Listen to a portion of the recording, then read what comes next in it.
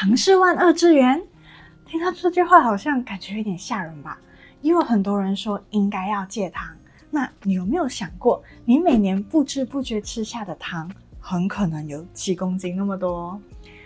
但是你知道吗？问题从来就不在糖身上，而是它像是隐形杀手一样，悄悄的绑架我们的大脑和身体，造成了现今社会的很多健康问题。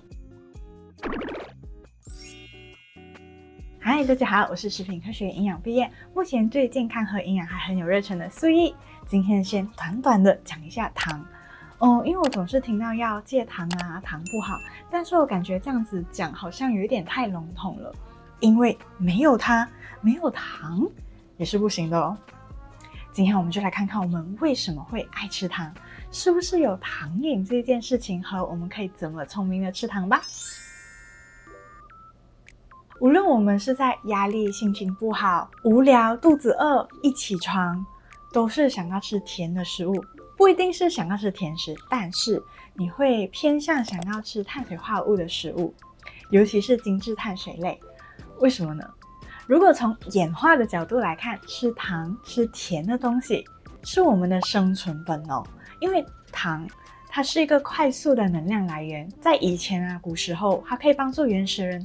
应对饥荒，还有糖也可以储存成脂肪，所以我们可以提高存活率，特别是我们的大脑。我曾经有说过啊，我们的大脑食物就是葡萄糖，所以如果一点点糖都不吃的话，你会感觉没有力气啊，反应慢、晕眩等等这些情况。这个时候糖是帮手，不是敌人哦。但是问题来了，以前糖都是从天然的食物中获取的，而且分量不会很多，可以算是奢侈品嘛，在很久以前啦。但是现在太多太容易得到了，而且都隐藏在你意想不到的地方，或者是你想着它可能没有那么多，但是却爆表的。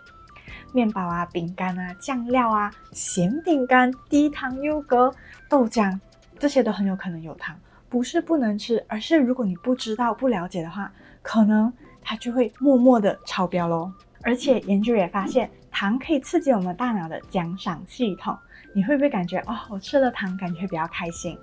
我们也可能会越吃越上瘾。难道这个是食品工业的阴谋吗？我们待会来看看。世界卫生组织的建议是，添加糖不要超过每天热量的 10%， 最好是控制在 5% 以下，大约就是6小茶匙，但是一杯珍珠奶茶可能就超标咯。那糖瘾是不是真的？根据老鼠的实验，确实发现，如果让老鼠间歇性的摄取糖，它们会出现于类似像是毒品成瘾的行为，比如说暴食啊、渴望啊、戒断的焦虑，甚至多巴胺的变化。但是在人身上的话，会比较复杂一点。有研究指出，我们摄取糖的行为其实跟药物成瘾还是不一样的。虽然也是会启动这个奖赏的系统，但是不会造成真正的戒断症状、耐受性增加，或者是失控成瘾、失控使用这种跟成瘾相关的标准。也有研究指出，很难证明糖和药物会启动同样的大脑机制。再来，很多糖瘾的表现其实都是因为环境因素，像是压力啊、习惯、饮食失调等等，根本就不是因为糖本身的成瘾性。所以也有研究者提醒我们，不要混淆喜欢吃糖和对糖上瘾这两件事情哦。但是长期的吃糖的确会让我们的味蕾没有那么的敏感，结果你就需要更多的糖来让你感觉到你喜欢的甜度，所以这种情况还是要适当的调整一下哦。那首先就是我之前说的，我们要看营养标示，找出隐藏的糖，而且要记得糖是有很多不同的名字的，它可以是蔗糖、果糖、葡萄糖、麦芽糖、麦芽糊精、高果糖、玉米糖浆、转化糖浆、蜂蜜、枫糖浆、浓缩果汁等等，这些不要怀疑都是糖。再来，我们应该要尽量从天然食物中摄取糖，像是水果、蔬菜、全谷类，因为这些它们都含有纤维，它可以减缓我们糖分的吸收速度，血糖波动就不会太大啦。这个很重要哦，因为血糖低的时候，我们会想吃糖。如果你吃了精制糖，在这个时候吃了精制糖，血糖又一下子飙升，很快也会下降，你又会再想吃糖，所以我们就一直在想吃糖的这个循环里面。煮东西的时候可以增加甜度比较高的蔬菜水果，而且还可以增加饱足感。最后，如果你真的是喜欢吃很多糖的人，就不要一下子戒掉，尤其你不要有那种心情想着不可以吃不能吃，这样子会更不好哦。因为越是得不到东西，我们就会越想念，所以要循序渐进，在不知不觉中减少，你就不会有落差感。先把每天都一定会要增加的添加糖减少，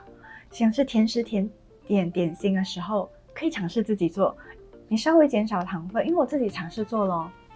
我觉得我减少了1半的糖，可是我还是觉得很好吃，所以我们其实没有想象中的那么需要糖。还有可以用天然的替代品，像是肉桂啊、维尼拉、香草精，还有椰枣等等。享受食物原味的时候，你就会发现，水果、蔬菜似乎变得更甜咯。如果你是心情影响想吃甜食的话，你就尝试转移一下注意力吧。还有可以增加蛋白质和脂肪的食物，可以增加饱足感，你的血糖波动也不会太大，对甜食的渴望会减少一些哦。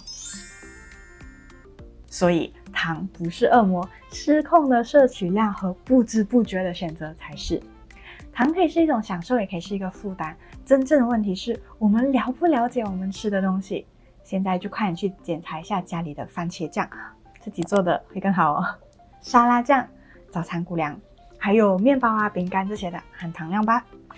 不要被吓到咯。你觉得你自己有糖瘾吗？还是你成功控制了呢？留言告诉我哦。我是素怡，我们下期再见，拜拜。